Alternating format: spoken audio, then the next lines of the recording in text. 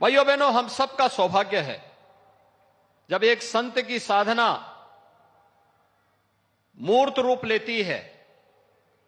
तो इस प्रकार का एक धाम बनकर के तैयार होता है।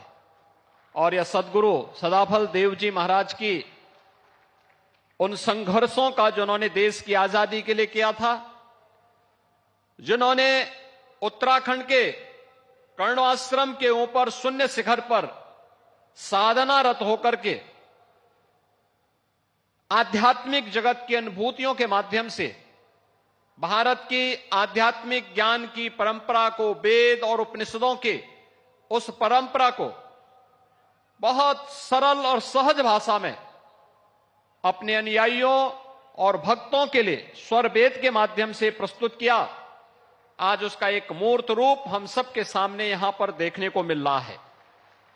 हम आज नए भारत की अनुभूति कर रहे हैं।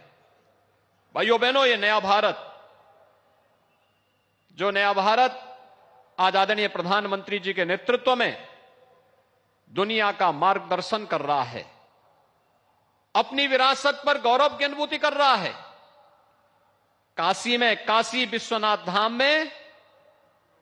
पिछले एक वर्ष के अंदर 13 करोड़ से अधिक श्रद्धालुओं का आना, देश और दुनिया के श्रद्धालुओं और अनुयायियों का आना, पूरा देश की ओर भारत की विरासत पर योग की परंपरा हो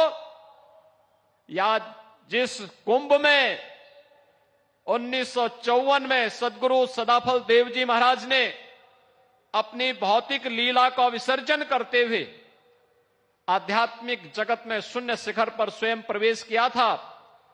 कुंभ की इस महान परंपरा को, चाहे वह दुनिया की मूर्त सांस्कृतिक धरोहर के रूप में मान्यता देना हो या फिर उत्तराखंड में केदारपुरी के पुनर्निर्माण का कार्य हो या महाकाल के महालोक के निर्माण का कार्य। भाइयों बहनों, 500 वर्षों का इंतजार करते हुए अयोध्या में भगवान श्री राम के भव्य मंदिर के निर्माण का कार्य हो,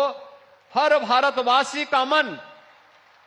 अपनी विरासत पर गौरव की अनुभूति करता हुआ दिखाई देता है।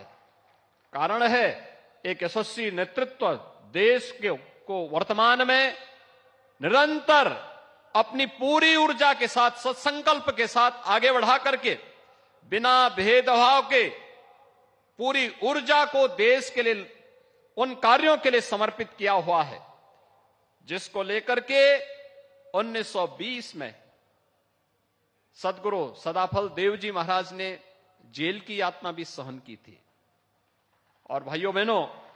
आज हम सब उसी स्वतंत्र भारत के नागरिक के रूप में अपनी आजादी के अमृत काल के इस द्वितीय वर्ष में पूरी ऊर्जा के साथ आदरणीय प्रधानमंत्री मोदी जी के नेतृत्व में अपनी विरासत पर गौरव की अनुभूति करते हुए उनकी पुनर्स्थापना के कार्यों के साथ जुटे हुए हैं, सजे हुए हैं।